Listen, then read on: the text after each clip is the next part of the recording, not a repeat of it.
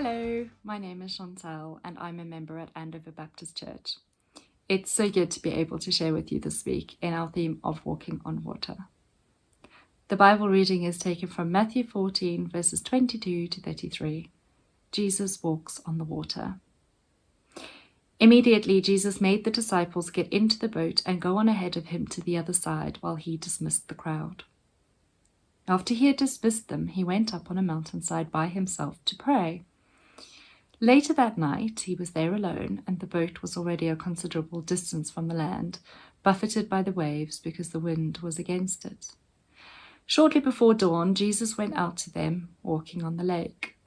When the disciples saw him walking on the lake, they were terrified. "It's a ghost," they said, and cried out in fear. But Jesus immediately said to them, "Take courage, it is I, don't be afraid." "Lord, if it's you," Peter replied, "tell me to come to you on the water." "Come," he said. Then Peter got down out of the boat, walked on the water, and came toward Jesus.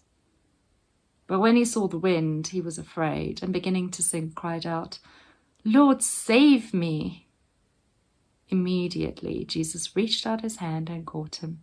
"You of little faith," he said, "why did you doubt?" And then they climbed into the boat, and the wind died down. Then those who were in the boat worshipped him, saying, "Truly, you are the Son of God." As we saw yesterday, Peter is out, walking on the water, and then his focus shifts and things go wrong, starts sinking.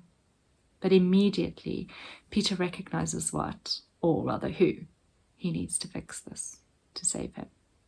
Jesus. And he calls out, "Lord, save me." You might well ask, well, what else was he going to do? He could have tried to return to his old ways. He was a seasoned fisherman and he knew water and boats and even a fair few storms in his time.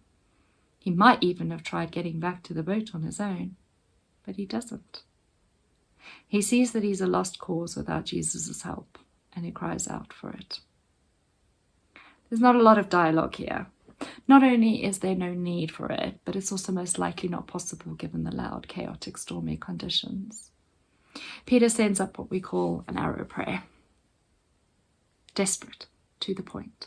Arrow prayers are short, and they're a cry for help, for what we need. Of course, Jesus hears them and responds. Jesus' action is immediate. He reaches out a hand and catches him. Jesus says to him, "You of little faith, why did you doubt?"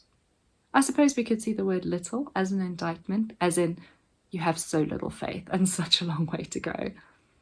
Or perhaps we can detect something more encouraging. Your faith is little. It's a germ, but it can grow. Remember that if you have faith as small as a mustard seed, you can move mountains, and as you've seen, even walk on water.